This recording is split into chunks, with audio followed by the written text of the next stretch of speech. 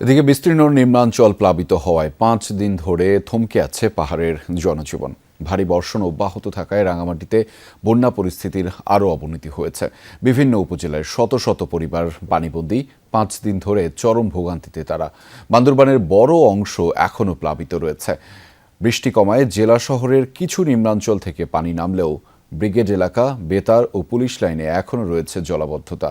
নৌকায় চলাচল করছে মানুষ। লামা, আলীকদম, রোয়াংছড়ি, রুমা, থানচি সড়কে যান চলাচল বন্ধ রয়েছে। খাগড়াছড়ির দীঘিনালার মাইনী নদীর তীরবর্তী বেশ কয়েকটি স্থানে এখনও রয়েছে পানি। অর্ধশতাধিক পরিবার রয়েছে পানিবন্দী। রোববার বৃষ্টি কমায় কিছু এলাকা থেকে পানি নেমেছে।